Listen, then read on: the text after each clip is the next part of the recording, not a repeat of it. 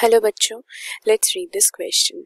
The question says, the given graph is a representation of kinetics of a reaction.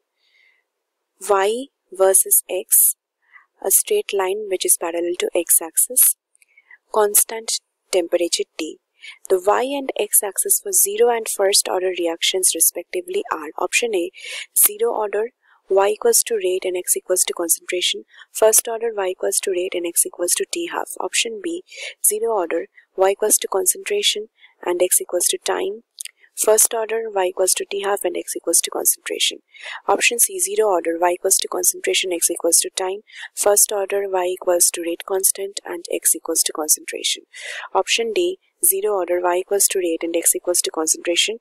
First order, y equals to T half and X equals to concentration. तो हमको यहाँ पे question में एक graph दिया गया है which is a representation of kinetics. तो यहाँ पे काइनेटिक्स का एक ग्राफ दिया गया है y वर्सेस x का ग्राफ, जहाँ पे यहाँ हम देख सकते हैं कि ये जो ग्राफ है वो है straight line that is parallel to the x axis. तो यहाँ पे हमको y और x क्या है वो बताना होगा अगर फर्स्ट ऑर्डर रिएक्शन है और जीरो ऑर्डर रिएक्शन है. तो हम इस क्वेश्चन का की कंसेप्ट देख लेते हैं क्या होगा. तो हमारा इस क्वेश्चन का की कंसेप्ट है graphs for zero and first order reactions respectively. तो यहाँ पे हम दोनों ऑर्डर के रिएक्शन को देखते हैं. तो सबसे पहले हम जीरो ऑर्डर रिएक्शन को देख रहे हैं. For zero order reaction let's see. तो जीरो ऑर्डर रिएक्शन में सपोज हमारा ए रिएक्टेंट से कुछ प्रोडक्ट्स हमको मिल रहा है. तो यहाँ पे जो रेट होगा रिएक्शन का वो क्या होगा, that is the minus D A D T. यहाँ पे ब्रैकेट थर्ड ब्रैकेट के अंदर ए मतलब ये है concentration of A, concentration of the reactant. तो ये है equals to minus D A D T. तो ये होता है, हम जानते हैं कि रेट जो होता है वो है इक्वल्स टू के, जहाँ पे ये के रिप्रेजेंट करता है rate constant, that multiplied by the concentration of reactant, उसके पावर में जो ऑर्डर होता है वो. तो यहाँ पे जीरो ऑर्डर है मतलब के concentration of A to the power zero. So अगर किसी चीज के पावर में जीरो रहता है तो वो बन जाता है 1. So that is equals to K. So यहाँ से हमारा क्या आ गया कि minus D A D T is equals to K. तो ये है जीरो ऑर्डर का इक्वेशन, जीरो ऑर्डर रिएक्शन का इक्वेशन. तो यहाँ पे हम क्या देख सकते हैं कि ये ओरिजिनली रेट वर्सेस कॉन्सेंट्रेशन का जो ग्राफ होता है, रेट वर्सेस कॉन्सेंट्रेशन जो है वो एक कांस्टेंट है बिकॉज के इज ए कांस्टेंट. यहाँ पे हम देखें के इज द रेट कांस्टेंट. तो यहाँ पे हमारा अगर हम y वर्सेस x का ग्राफ बनाए तो और ये अगर हुआ parallel to the x axis, तो यहाँ पे हमने क्या देखा, ये कब हो सकता है y वर्सेस x ग्राफ जब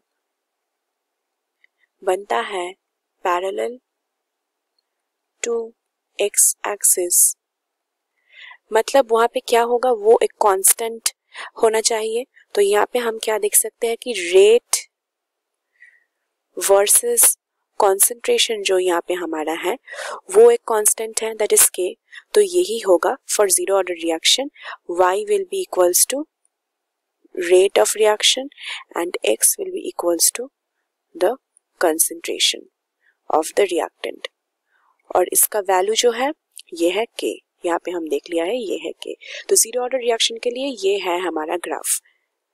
तो फिर अगर हम फर्स्ट ऑर्डर रिएक्शन को देखें तो फर्स्ट ऑर्डर रिएक्शन में क्या होगा अब हम वो देखते हैं. So for a first order reaction इसमें चेंजेस आएंगे ऑब्वियसली. तो यहाँ से ए रिएक्टेंट से हमारा प्रोडक्ट्स मिल रहा है. तो यहाँ पे हमारा रेट क्या हो जाएगा, the rate here will be equals to same that is minus D A D T equals to, ये क्या हमने देखा था के into concentration of A to the power यहाँ पे 1 होगा. तो यहाँ से हमारा ये क्या आ रहा है, दैट इज इक्वल्स टू के इंटू कंसंट्रेशन ऑफ ए. तो इसको अगर हम इंटीग्रेट करते हैं तो यहाँ पे हमारा ये क्या आता है, minus integration of D A, ये ए को हम इस साइड लाते हैं तो डिवाइड हो जाता है यहाँ पे आकर, और यहाँ पे डी टी को हम उस साइड लेकर मल्टीप्लाई करते हैं, सो के जो कांस्टेंट है वो बाहर आ जाएगा, इंटीग्रेशन डी टी। तो ये टाइम है 0 to t, at 0 time the concentration of reactant A was A0 and at time t it was A। तो यहाँ से इस इक्वेशन को हम सॉल्व करके देखते हैं क्या आता है हमारा, और दिस विल बिकम, हम जानते हैं कि यहाँ पे जो गिवन है 1/a dA जो होता है ये होगा ln A, तो ये बन जाएगा माइनस ln A, और ये है from A0 to A, so that is equals to, यहाँ पे हमारा k 0 से लेकर t तक dt का इंटीग्रेशन t होता है, सो इट बिकम्स kt। तो इसको अगर हम इक्वेट करें तो हमारा ये क्या आ जाएगा, यहाँ से हमारा आएगा minus ln A minus ln A0 that is equals to kt। तो यहाँ से हमारा ये क्या आ जाएगा, minus ln A by A0 by the rule of logarithm that is equals to kt। तो अगर हम t हाफ में बोल रहे हैं, t हाफ के बारे में बात कर रहे हैं, मतलब it is the time eight which 50% of the reaction has been completed। तो अगर 50% ऑफ द रिएक्शन कंप्लीटेड हुआ है तो हमारा जो फाइनल कंसंट्रेशन A होगा वो होगा 50% ऑफ, जो लेफ्ट होगा वो होगा 50% ऑफ A, और यूज्ड अप हुआ है 50% ऑफ A, तो हमारा A हो जाता है 50% ऑफ A0, मतलब इनिशियल कंसंट्रेशन का हाफ हो जाता है final concentration, that is A0 by 2। तो अगर हम यहाँ पे इसका वैल्यू बिठाए तो यहाँ से हमारा क्या आता है, माइनस ln A को हम लिखेंगे A0 by 2, so A0 by यहाँ पे 2, तो A0 कैंसिल आउट हो जाता है, इक्वल्स टू kt। तो अगर ये minus ln by half, minus ln half is equals to kt, और इसे हम क्या लिख सकते हैं, minus ln 2 to the power -1 मतलब हाफ है, इक्वल्स टू kt।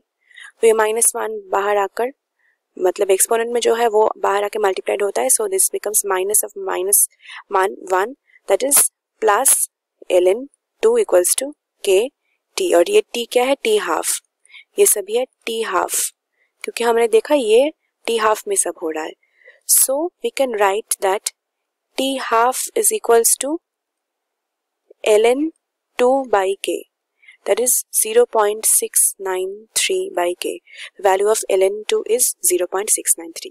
तो यहाँ पे हमने क्या देखा कि ये t हाफ जो था, ये t हाफ एक्चुअली था डायरेक्टली प्रोपोर्शनल टू ये कंसंट्रेशन हम देख सकते थे, बट यहाँ पे जो है ये t हाफ बन गया है एक कांस्टेंट, तो ये वैल्यू तो एक कांस्टेंट है हम जानते हैं, और हमने क्या देखा था कि यहाँ पे हमने बोला था ऑलरेडी कि y वर्सेस x ग्राफ अगर पैरेलल टू x एक्सिस होता है मतलब वो किसी का कांस्टेंट होगा, कांस्टेंट वैल्यू रिप्रेजेंट कर रहा है। तो यहाँ पे क्या होगा, दिस विल बी, यहाँ पे हमने देखा है कि ये क्या हो गया है, t हाफ, अगर यहाँ पे हमारा कॉन्सेंट्रेशन जो है उसके ऊपर डिपेंड करता है, और यहाँ पे at t half this is a constant, तो ये प्रोपोर्शनल, ये पैरेलल टू y एक्सिस, और इसका वैल्यू क्या होता है 0.693 बाई k। तो फर्स्ट ऑर्डर रिएक्शन के लिए हमारा यहाँ पे y हो जाता है t हाफ और x होता है कॉन्सेंट्रेशन। तो यहाँ पे हम अब ऑप्शन से मैच करके देखते हैं हमारा करेक्ट आंसर क्या है। For zero order option A में गिवन है y equals to rate and x equals to concentration which is correct, और फर्स्ट ऑर्डर के लिए y equals to rate and x equals to t half which is wrong. Option B में बोल रहा है कि जीरो ऑर्डर के लिए y equals to concentration x equals to time, ये गलत है, तो ये हम बात कर नहीं देखेंगे। सो ऑप्शन सी में बोल रहा है zero order equals to y equals to concentration and x is equals to time, first order y equals to rate constant equals to x equals to concentration, ये भी गलत है। लास्ट ऑप्शन में बोल रहा है कि जीरो ऑर्डर में y equals to rate and x equals to concentration which is correct. और फर्स्ट ऑर्डर में बोल रहा है y equals to t half and x is equals to concentration, जो कि हमने देखा था वो ही है हमारा। Therefore the correct answer for this question is option D, which is the final answer for this question. Hope you've understood this well. Best of luck.